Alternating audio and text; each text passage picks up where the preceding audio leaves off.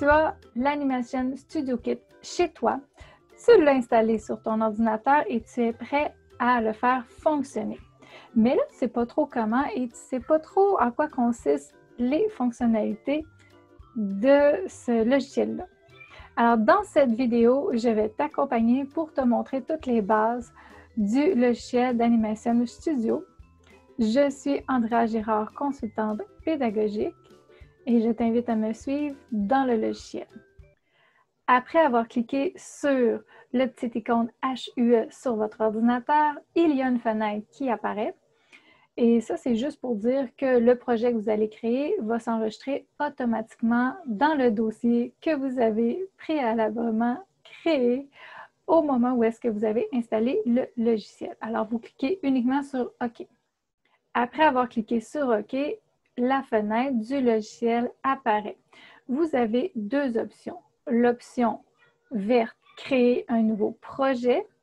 C'est écrit en anglais, Create a New Project. Ou en bas, qui est comme en gris, que c'est marqué Open a Save Project. Ça veut dire que tu vas ouvrir un projet que tu as déjà sauvegardé. Nous ici, vu qu'on va créer un nouveau projet, on doit cliquer sur le vert. En cliquant sur le vert, tu nommes ton projet comme tu veux. Alors ici, on pourrait appeler test numéro 5, on va dire. Et on enregistre. Très important. Là, il ne faut pas paniquer parce que vous voyez deux écrans noirs et à droite, c'est écrit No Camera Detected. Et là, vous dites, bien, pourquoi? Parce que ma caméra est bien branchée, c'est tout à fait normal. Dans la vidéo, nous avons testé, Benjamin vous l'avez mentionné, vous devez aller dans Caméra qui est juste en haut ici dans la fenêtre. Vous cliquez sur Caméra, ensuite sur Settings et vous allez sélectionner la caméra HUE HD Camera. On clique sur OK et là, vous allez voir, ici, on voit ma caméra qui est ici. Regardez si je la bouge. Ça, c'est ma caméra qui filme mon décor, qui est l'arrière de la boîte et mes personnages que j'ai installés. Alors là, c'est sûr que vous allez installer votre caméra comme vous voulez.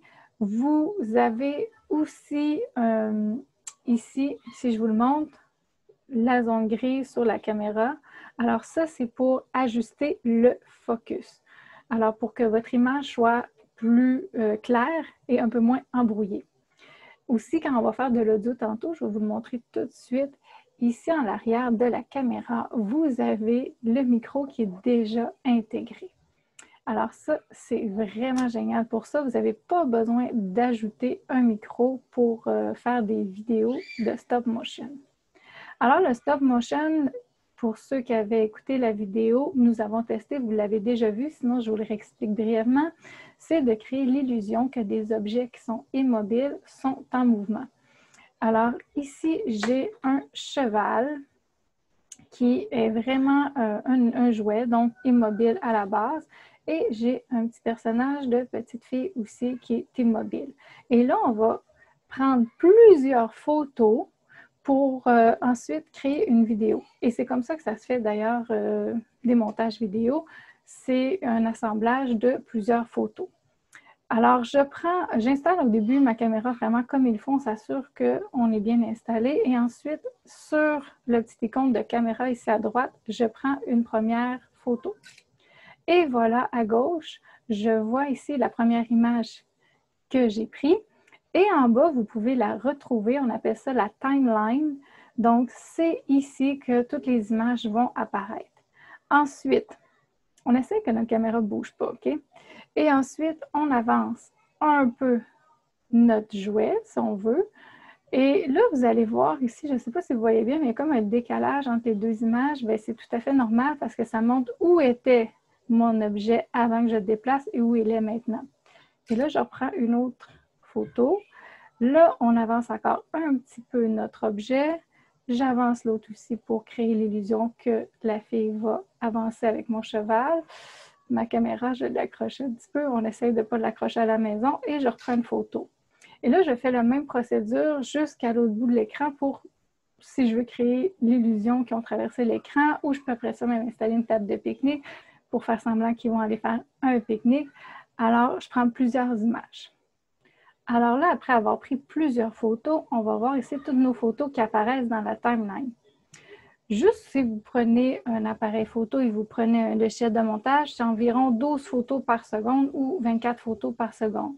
Ici, avec le logiciel, il n'y a pas nécessairement une obligation de nombre de photos, mais c'est sûr qu'idéalement, plus vous allez prendre de photos, plus ça va être intéressant, votre vidéo. Alors, c'est sûr que quand vous terminez à la fin, vous voyez que votre dernière image ici est en mauve. Si vous voulez agrandir les images dans la timeline, vous avez en bas ici un petit plus, une loupe. Alors, vous pouvez venir vers la loupe et vous allez voir vos images en plus grand. Si vous voulez voir votre film que vous avez réalisé, c'est la dernière image qui est sélectionnée dans votre timeline. Vous devez aller cliquer sur votre première image et vous allez travailler votre film avec l'écran de gauche. Alors ici, il y a un bouton qui est un triangle, c'est pour le play et le pause. Vous cliquez sur le play et vous voyez votre film qui défile. On l'a vu dans le film que j'avais pris une photo avec mon doigt. Alors, elle est ici. Je peux aller sélectionner mon image et ensuite, je peux la faire disparaître en cliquant sur l'icône de poubelle. Et là, il y a une petite fenêtre qui apparaît qui me dit « Est-ce que je suis sûre que je veux supprimer ce média? » Et on clique sur « Oui ». Et voilà, mon image va être disparue. Si je réécoute mon film, on voit que je n'ai plus aucune image avec mon doigt. Et là, si vous trouvez que votre film se déroule beaucoup trop vite, que vous voudriez que ça se passe un peu plus lentement, vous pouvez venir jouer ici avec votre temps dans le FPS. Alors ça, ici, c'est toujours possible d'aller le modifier. Alors, vous pouvez dire, ben moi, au lieu de l'avoir en 10, j'aimerais ça le mettre en 7. Et ensuite, je clique sur le play pour voir qu'est-ce que ça va faire. Et voilà, je trouve que c'est un peu plus approprié. Si je veux que ce soit encore plus lent, ben, je peux le mettre en 2, mais ça, c'est très, très lent, la vitesse 2. Là, vous allez voir, c'est un petit peu moins intéressant comme stop motion. Par contre, vous pouvez mettre ça même encore plus rapide et vous pouvez dire, ben moi, c'est en 10, j'aimerais ça le mettre en 15. Et c'est toujours possible. Et là, c'est comme si vos objets, finalement, qui étaient immobiles, se mettent à courir. Alors ça aussi, c'est possible de jouer avec la vitesse de votre film. Ensuite, si vous voudriez ajouter du texte, comme par exemple ici que vous voudriez écrire salut, parce que c'est ça, vous pourriez ajouter du texte pour chacune des images, mais là, pour les besoins de ce tutoriel-là, je vais vous ajouter seulement un texte. Alors, vous devez ici venir cliquer à gauche sur le petit icône qui est en bleu. Vous voyez ici, il y a comme un crayon. Et là, vous devez sélectionner aussi l'image que vous voulez écrire un texte. Parce que moi, mettons que je la sélectionne au début, mais ça se peut que vous, en plein milieu, vous voulez rajouter comme si disait bye ou autre chose. Alors, vous sélectionnez l'image que vous voulez ajouter du texte. Vous venez ensuite cliquer sur le crayon bleu. Et là, vous allez voir, on apparaît dans une nouvelle fenêtre. Ici, dans cette fenêtre-là, en haut, c'est écrit « Tools ». Donc, ça, c'est les outils, la couleur, la grosseur de l'écriture. Et ensuite, en bas à droite, on a des fonctions pour soit revenir en arrière ou finalement retourner à ce qu'on avait fait et cliquer « Done » quand on a terminé. Alors, il y a plusieurs options que vous pouvez faire ici. Donc, si vous voulez écrire, vous allez sélectionner le crayon et ensuite, vous pouvez sélectionner une couleur, par exemple le rouge, et vous pouvez choisir ici la grosseur de votre écriture. Et là, vous pouvez venir ici écrire « Salut ».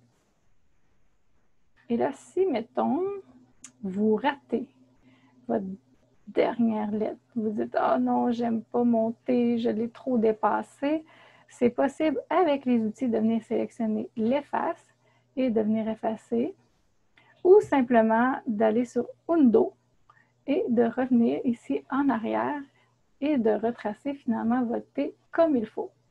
Quand c'est fait, vous avez terminé puis vous voulez revenir à votre écran de montage vidéo, vous cliquez sur Done et voilà, vous êtes revenu dans votre montage vidéo. Une autre fonctionnalité que vous pouvez faire, vous pouvez aussi ajouter une image qui provient de votre portable. Donc, si vous voulez ajouter une image peut-être, on va dire de vrai cheval, ça serait aussi possible. Alors, vous allez sur Internet dans des images libres de droit d'auteur, vous la téléchargez et ensuite, elle est enregistrée sur votre ordinateur. Moi, pour les besoins, je vais vous ajouter une image comme ça, mais qui n'a pas nécessairement rapport avec la vidéo. Alors, pour ajouter une image, vous devez aller ici sur File, qui est dossier, Et ensuite, vous faites Import Image.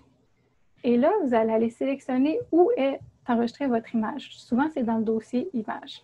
Alors, je vous invite à aller sélectionner une image et ensuite, vous cliquerez sur Ouvrir. Et on se retrouve après. Alors, maintenant que vous avez fait Ouvrir, votre image est apparue sur votre timeline, mais peut-être pas à l'endroit que vous vouliez.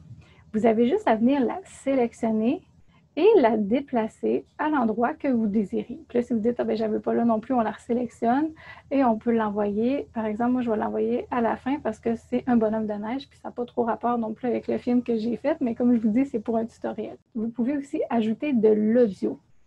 Et comme je vous ai montré tantôt, le micro est déjà intégré à la caméra. Pas besoin d'ajouter un autre micro ou d'acheter un micro à l'extérieur. Pour ajouter de l'audio, on a l'image de l'audio qui est ici. Il y a toujours ici les outils et cliquer audio qui est aussi possible de faire. Alors, quand on va sur le micro, vous voyez que je suis en train de parler et que le micro de la caméra me détecte déjà. On voit ici que c'est en mouvement. Ici, au niveau du recording, c'est en gris. Il n'y a rien qui apparaît. Mais tantôt, quand je vais cliquer sur mon bouton rouge, ici, ça va écrire recording, donc ça va être enregistré. Et ce qui est important au niveau de l'enregistrement, qui est souvent le problème des enfants, c'est, comme vous pouvez constater, dans ma timeline, ici, c'est ma dernière image qui est sélectionnée. Alors ça veut dire que quand je vais peser sur enregistrer, mon audio va s'enregistrer à partir de cette image-là. Mais moi, c'est pas ça que je veux. Je veux que ça enregistre à partir du début. Alors, je dois aller enregistrer mon image, je dois aller sélectionner mon image pour enregistrer à partir de cette image-là que je veux. Parce que c'est sûr qu'il y en a qui peuvent faire des vidéos et ils ont besoin de l'audio, mais seulement en plein milieu de l'image. Alors, ça aussi, c'est possible. Quand vous êtes prêt, vous avez sélectionné votre bonne image, vous cliquez sur le bouton rouge. On voit ici le recording. Donc là, ça commence tout de suite à enregistrer. Et quand j'ai terminé, je repère ce bouton rouge. Et là, je vois ici en bas ma bande d'audio qui est apparue en dessous de ma timeline. Et là, on voit au début que j'ai comme parlé. Puis là, je n'en ai pas besoin de ce bout-là. Bien, c'est possible de venir la rétrécir en la sélectionnant et en déplaçant ici ma bande audio. Et là, je vais la sélectionner. Maintenant que je l'ai rétrécie, je vais la sélectionner et la rapprocher à partir de ma première image. Puis là, je peux dire, ouais, c'est quand même intéressant, ça va mieux aller. Et je peux cliquer sur le play pour tester qu'est-ce que ça fait avec l'audio et l'image en même temps. Et je peux recommencer à enregistrer jusqu'à temps que je sois satisfait. C'est possible aussi d'importer de l'audio qui est de l'extérieur qu'on a d'enregistrer sur notre ordinateur. On vient à ce moment-là cliquer sur l'image qui est ici avec les notes de musique et on va chercher l'audio qui est enregistré sur notre ordinateur. Maintenant qu'on a vu ensemble les fonctionnalités de base de l'Animation Studio Kit, ce que je vais vous montrer, c'est comment transformer vos images en film. Parce que qu'est-ce qui va arriver, c'est quand vous allez avoir terminé votre projet, bon, il va être bien enregistré, peut-être vous allez vérifier pour bien le sauvegarder en allant dans File, Save ou Save As. Alors là, vous allez vraiment vérifier de bien l'enregistrer. OK, c'est correct. Mais ce qui va arriver, c'est quand vous allez le rouvrir, bien là, vous allez dire, bien, voyons, je n'ai pas de film. À part si vous venez cliquer ici pour voir votre film, mais vous n'allez pas avoir de film que vous allez pouvoir partager, envoyer à quelqu'un par courriel. Alors là, vous allez dire, comment ça, je n'ai pas eu de film? C'est que pour créer un film, je vous l'ai dit, c'est l'assemblage de plusieurs images. Et toutes ces images-là, on doit les transformer en MP4. Alors, pour les transformer en MP4, vous devez aller dans File, Export as MP4. Alors, ça, c'est la dernière option qui est en bas de la liste quand vous allez dans File. Et là, en cliquant sur Export as MP4, vous allez pouvoir l'exporter en film et ça va s'enregistrer dans votre dossier. Et ça, vous allez pouvoir partager ça, ce lien-là, à vos amis, à vos parents, à votre famille pour montrer le film que vous avez créé de stop motion. C'est aussi possible, si jamais vous avez une chaîne YouTube, de le partager directement sur votre chaîne YouTube en allant dans Share et vous pouvez sélectionner YouTube. Et là, à ce moment-là, vous allez pouvoir partager votre vidéo dans votre chaîne YouTube. Et il y a aussi Share Creatables pour le partager dans Creatables. Alors, il y a plusieurs façons de transformer les projets que vous avez créés en film, mais c'est sûr que je vous invite vraiment au minimum à l'exporter en MP4 pour toujours garder enregistré les images que vous avez créées, le film que vous avez créé. À moins que vous dites que vous avez fait des images, mais que vous allez retravailler votre projet et que votre film n'est pas nécessairement terminé. Mais aussitôt que c'est terminé, c'est sûr, c'est beaucoup plus intéressant si vous l'avez avec vous en MP4 pour le partager à des amis ou à votre entourage. Alors, comme vous avez pu voir, avec ce logiciel, vous pouvez créer des projets de stop motion très intéressants. Je vous souhaite de créer de beaux projets, de vous amuser, de laisser aller votre créativité.